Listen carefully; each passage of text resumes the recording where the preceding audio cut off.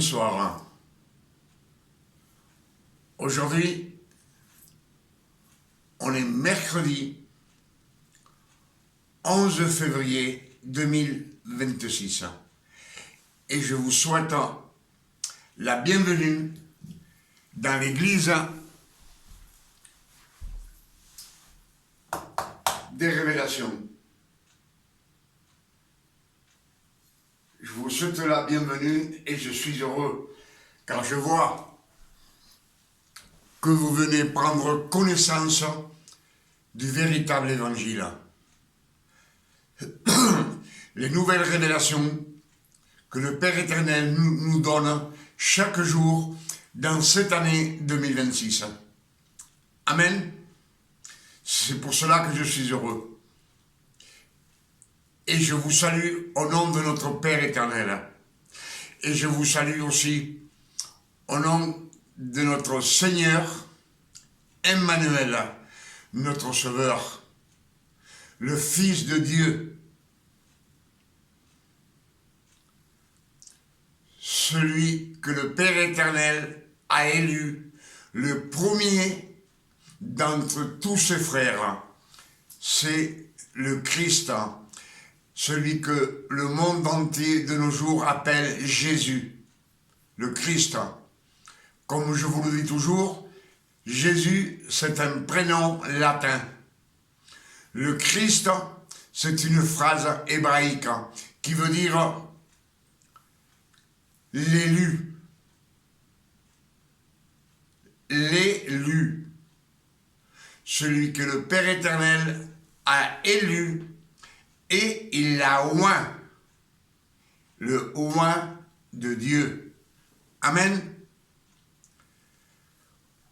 Comme je vous le dis toujours, que je suis heureux, c'est de vous voir venir prendre connaissance de ces nouvelles révélations chaque jour.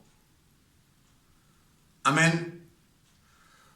Pour cela, ce soir, je vous demande d'être attentifs, parce que les révélations sont très très importantes. Soyez attentifs à ce qu'on va lire, ce que vous allez écouter, afin que vous puissiez les mémoriser et vous aussi après le prêcher au monde entier. Amen.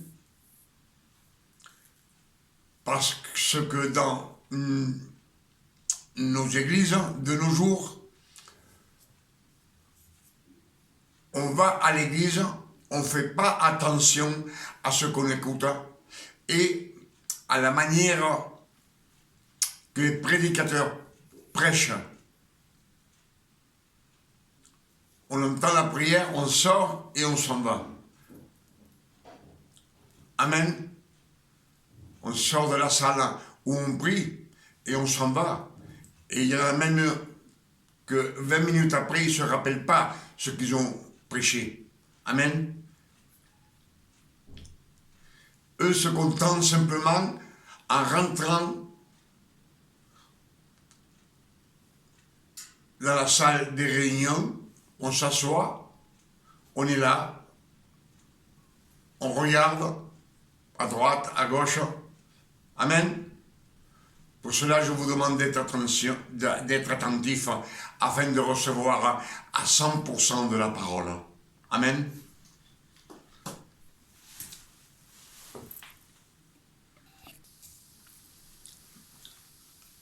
Alors je vous demande d'être attentif. Écoutez bien, c'est primordial des messages qu'on reçoit. Amen. Luc 16, verset 16 nous dit que la loi et les prophètes ont subsisté jusqu'à Jean le Baptiste. Alors, le royaume de Dieu est annoncé. Jusqu'à Jean le Baptiste, la loi et les prophètes, c'est terminé. La loi est restée derrière. Le royaume de Dieu est annoncé. Le royaume de Dieu, c'est que le Christ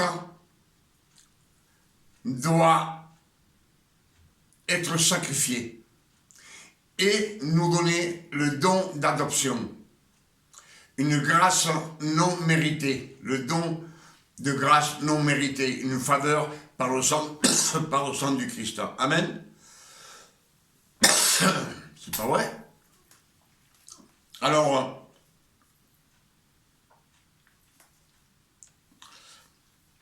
écoutez-moi bien.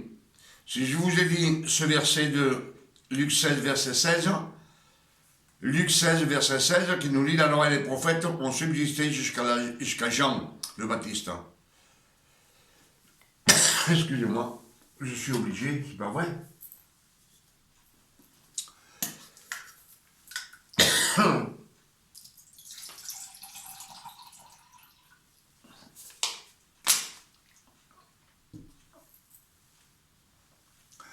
À votre santé.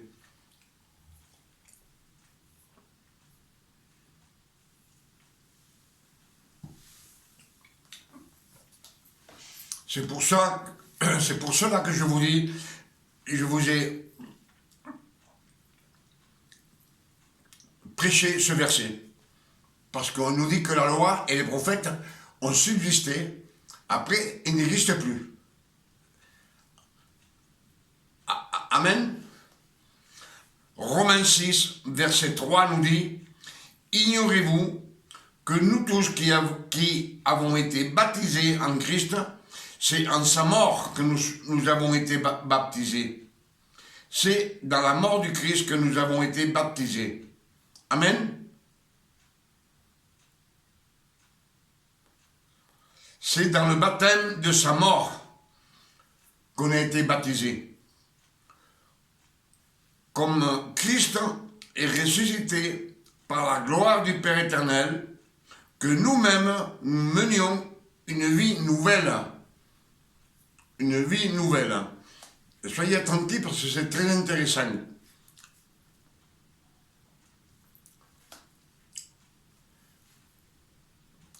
On a été baptisés dans la mort du Christ.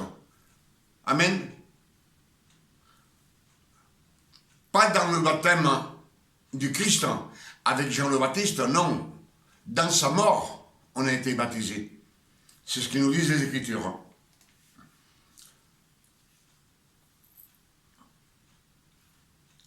Colossiens 2, verset 14, nous dit, le Christ a effacé l'acte dont les ordonnances nous condamnaient et qui subsistait contre nous. Donc, il a effacé les ordonnances qui nous condamnaient. Il a annulé toutes les autorités par son précieux sang sur la croix du calvaire.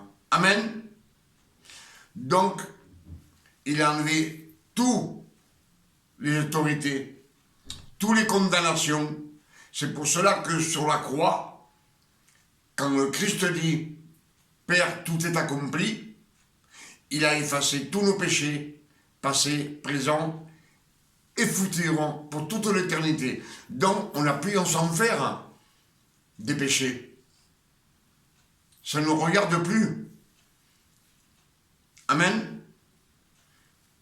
Puisque lui, il nous donne sa sainteté. Le Père éternel nous donne la sainteté du Christ par cet sacrifice grandiose qu'il a fait sur la croix. Amen. Nous ne le méritions pas, mais c'est un don de grâce non mérité. Amen. C'est pour cela que le Christ est mort sur la croix. Galates 4, verset 4, Dieu a envoyé le Christ né d'une femme née sous la loi, afin qu'il rachète tous ceux qui sont sous la loi et que nous reçussions l'adoption de fils. Que nous reçussions l'adoption de fils. Amen. Mais pour recevoir l'adoption de fils, c'est ce que nous dit Galates 4, verset 4. Et Galates 5, verset 1 nous dit aussi, le Christ nous a donné la liberté. il nous a donné la liberté. Il nous a affranchis de la loi. Galates 5, verset 1. Le Christ nous a donné la liberté, il nous a affranchis de la loi, donc ne vous laissez plus jamais mettre sous le joug de la servitude. Il ne faut plus être un serviteur, ni un disciple, ni travailler. Amen, on est fils de Dieu. Je l'ai dit dans plusieurs messages, qu'on est fils de Dieu.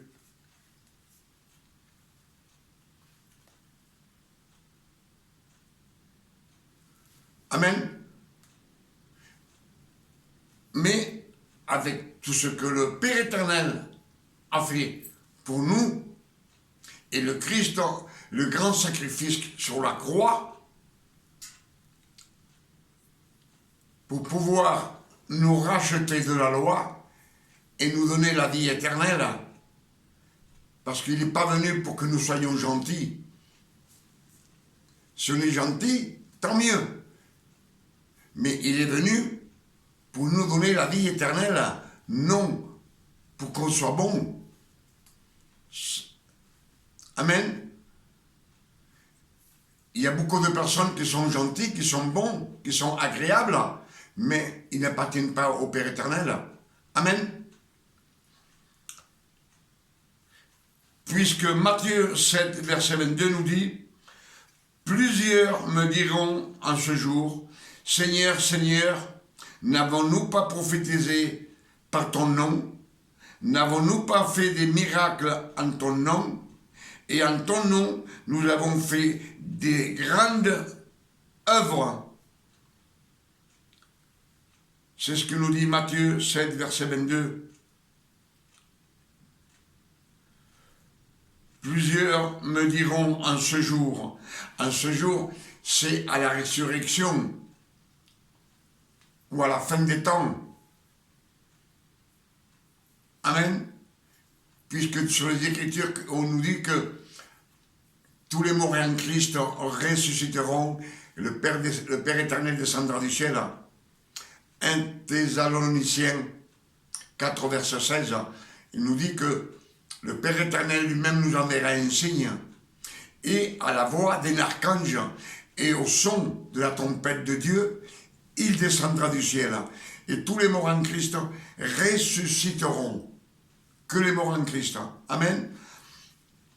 Donc là, Matthieu 7, verset 22 nous dit, « Plusieurs me diront en ce jour, Seigneur, Seigneur, n'avons-nous pas prophétisé par ton nom? N'avons-nous pas fait des miracles en ton nom? Et en ton nom, nous avons fait des grandes œuvres. Des grandes œuvres. Et je leur dirai, dit le Père éternel, je ne vous connais pas, je vous ai point connu, retirez-vous de moi, fils d'iniquité. » L'iniquité, Dieu veut nous dire fils d'iniquité, fils du péché, fils de la transgression, fils de Satan. Amen. C'est ce que nous disent les Saintes Écritures. Alors, comment savoir si nous sommes sur le bon chemin de Dieu ou si nous sommes sur une fausse doctrine? Car si nous sommes sur une fausse doctrine, l'Église à laquelle on appartient est perdue. Les fausses doctrines, c'est les fausses doctrines que l'homme a inventées. Amen.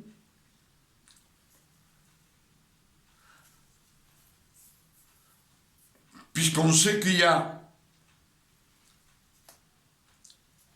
dans le monde, il y a 4000 fausses doctrines d'hommes, 4000 dieux. Vous vous rendez compte? Et il y a 10 000 fausses doctrines d'hommes répertoriées dans le monde. Amen. Alors comment peut-on savoir si on est sur le bon chemin?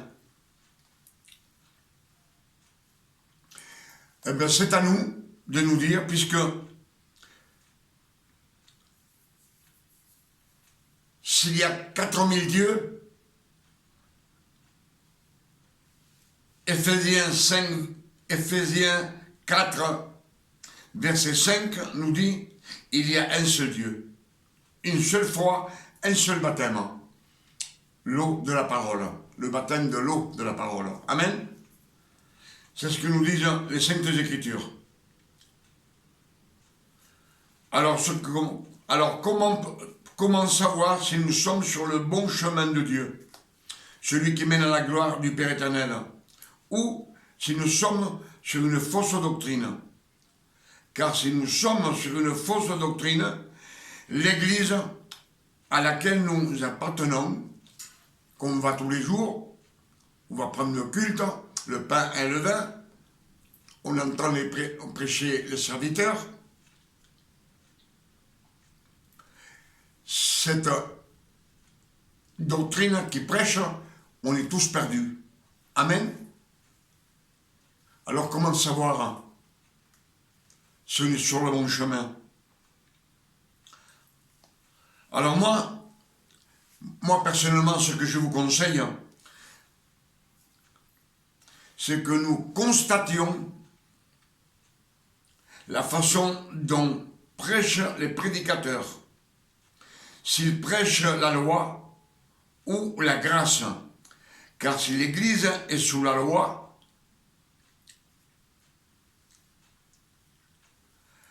la loi vous oblige à jeûner. Dans la grâce, on n'est pas obligé de jeûner. Amen. Dans la loi, on nous oblige à jeûner 2-3 jours pour demander quelque chose au Père éternel. Amen.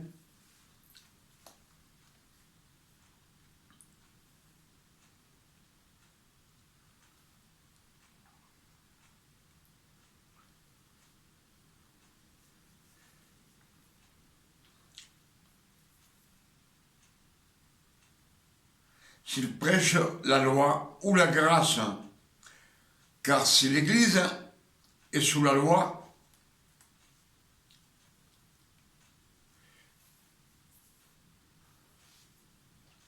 leur autorité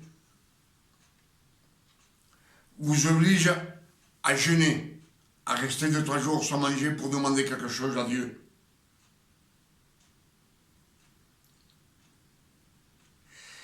Il vous oblige à demander pardon quand vous avez péché, sachant que nos péchés ont été tous cloués sur la croix du calvaire et effacés par le Christ.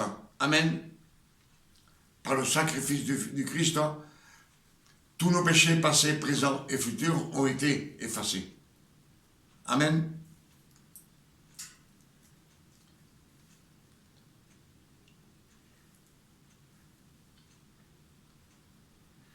Si on vous oblige à vous baptiser dans l'eau,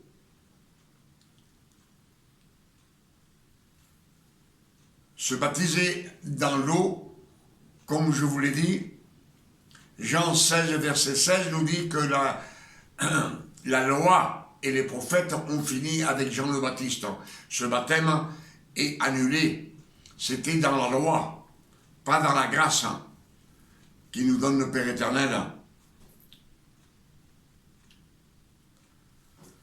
C'est pour ça que moi, ce que je vous conseille, c'est que nous constations la façon dont prêchent les prédicateurs. S'ils prêchent la loi ou la grâce, il faut savoir distinguer. Amen. Si on vous demande de jeûner, c'est que vous êtes dans la loi. Si on vous demande de demander pardon à genoux ou en pleurant, vous êtes dans la loi. Si vous êtes baptisé dans l'eau, dans une rivière ou dans une piscine, vous êtes sous la loi.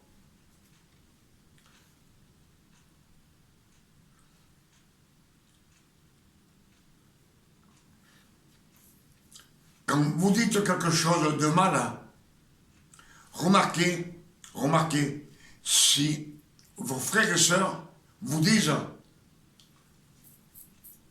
oh là, si jamais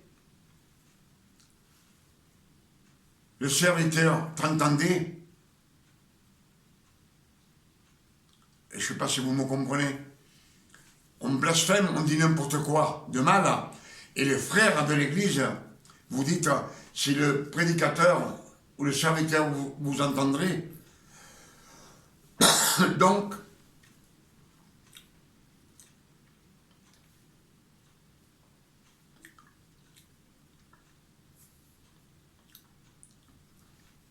quand vous dites quelque chose de mal, vos frères et sœurs vous disent, attention, si le prédicateur t'entend, car cela veut dire que les frères ont peur des serviteurs. S'ils ont peur du serviteur, et ils blasphèment, ils ont plus peur du serviteur que du Père éternel. La peur vient du diable, la peur ne vient pas de Dieu. Dieu est amour, il nous aime d'un amour incomparable. Et si on a peur,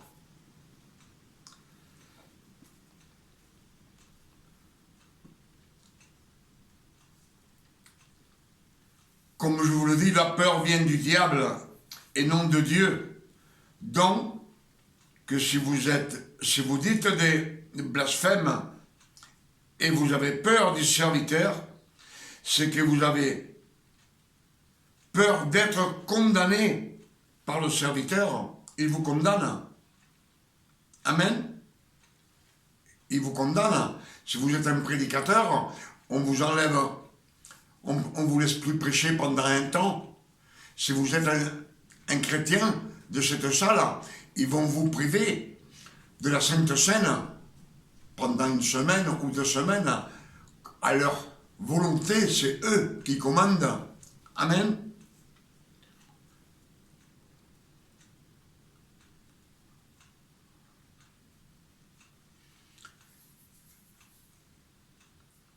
Si vous êtes condamné, c'est que cette loi, cette église, elle a une loi de condamnation. Amen. On pratique la condamnation dans cette église.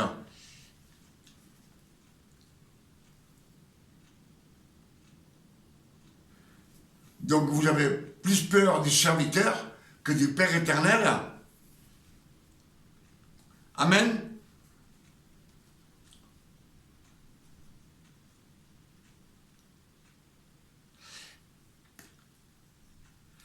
Tous ces signes que je viens de vous dire, de vous révéler ces signes, que vous êtes sur une fausse doctrine. L'église où vous appartenez est dans une fausse doctrine. Et toutes les églises qui pratiquent cette doctrine sont sur une fausse doctrine d'homme. Fausse doctrine d'homme. Amen. Puisque je vous dis que dans les registres civils, nous disent qu'il y a 4000 fausses doctrines d'hommes et 4000 dieux et 10 000 fausses doctrines répertoriées dans le monde entier. Amen.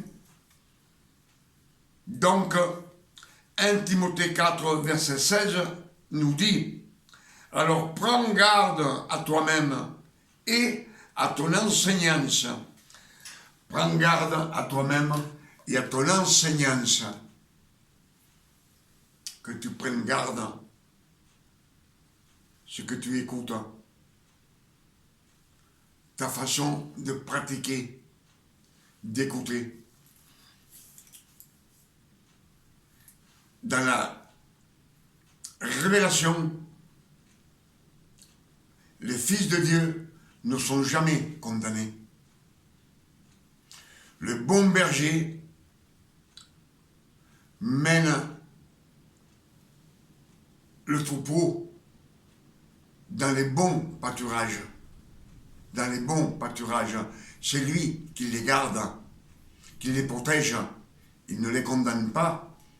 Vous savez, c'est pas comme les bergers sur la terre, où les brebis vont devant, ils vont avec un bâton en leur donnant des coups pour les remettre sur le bon chemin.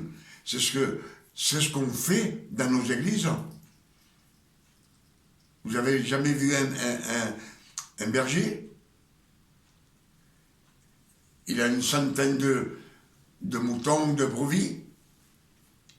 C'est lui qui les conduit. Et quand il y a une qui se sépare un peu du troupeau, et lui fout des coups de bâton pour la remettre dans le bon droit, eh bien, je pense que c'est pas dans la grâce. Dans la grâce, le Père éternel ne condamne personne. Personne.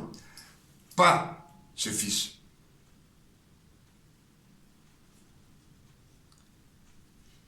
Même ceux qui ne sont pas ses fils, c'est des incrédules. Il ne les condamne pas non plus.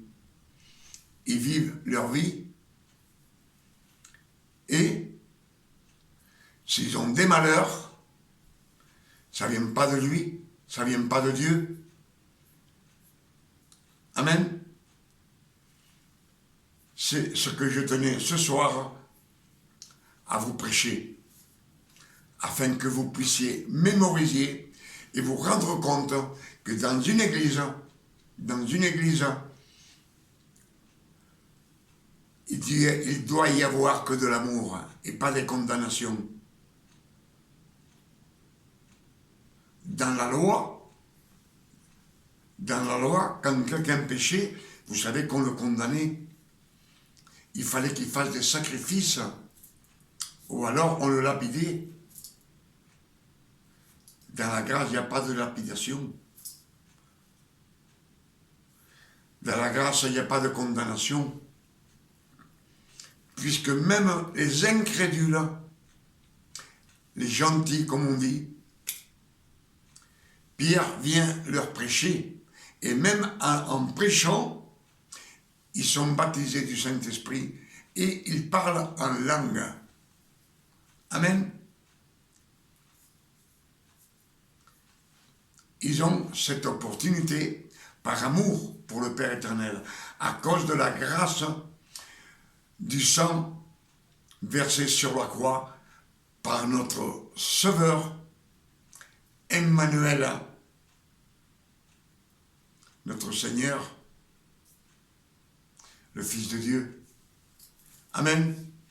Avec ces révélations que le Père éternel nous a données ce soir, aujourd'hui, mercredi 11 février 2026, je dis 1000 fois merci, Père éternel. 1000 fois merci. Que ton nom soit béni, glorifié et sanctifié sur la terre comme au ciel. Et comme je vous l'ai dit dans quelques messages, c'est à nous de le glorifier. C'est à nous de prêcher les bonnes nouvelles afin que le peuple vienne prendre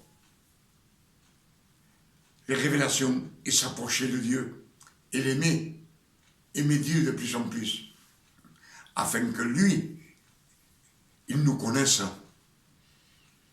Parce qu'on peut aimer Dieu, l'aimer, et lui, il ne te connaît pas, comme il nous l'a dit dans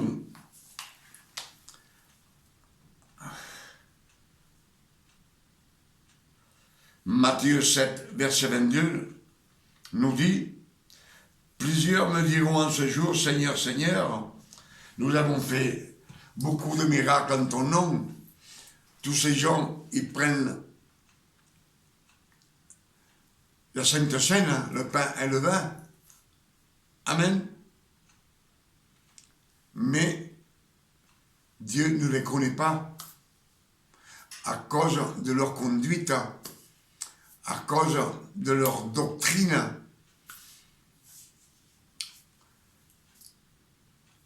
comme je vous l'ai dit, la grâce et la loi, elles ne se mélangent pas. Amen.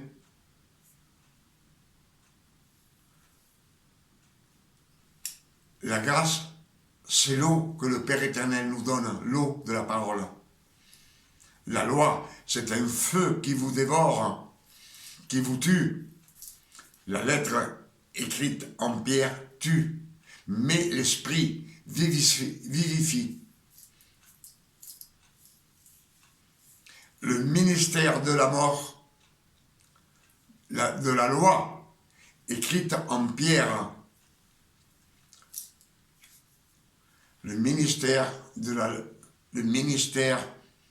la mort, c'est la loi écrite en pierre, les 10 commandements. Amen. Donc on ne peut pas mélanger la grâce et la loi. Amen. Avec ces révélations, je dis merci Père éternel. Merci beaucoup. Merci Père éternel. Et je demande aussi au Père éternel, au nom de notre Sauveur Emmanuel, notre Sauveur, notre Seigneur Emmanuel, le Fils de Dieu vivant, qui nous donne une nuit de repos, de tranquillité, de paix, de santé, comme le Père éternel donne à ses fils, à tous ceux qui sont nés de nouveau et qui sont adoptés par le sang du Christ comme fils, adoption, adoptés. Amen.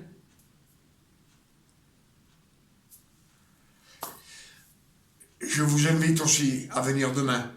Demain, jeudi 12 février 2026. Le Père éternel va nous donner beaucoup de révélations. Amen. Que Dieu vous garde, il vous bénisse et qu'il vous donne beaucoup de révélations à vous aussi, afin que vous les mémorisiez et vous les prêchiez à toute personne. Quand je dis toute personne, c'est même à votre femme, à votre frère, à votre famille, à vos amis, aux gens que vous ne connaissez pas et vous avez l'opportunité de parler un petit moment avec eux. Vous allez à l'épicier, vous allez à la boucherie, n'importe où vous avez l'opportunité de parler avec quelqu'un. Glorifiez le Seigneur en prêchant ses bontés, son amour et le grand sacrifice que le Christ a fait sur la croix du Calvaire pour pouvoir nous donner la vie éternelle et nous adopter comme fils. Amen. Que Dieu vous garde et vous bénisse.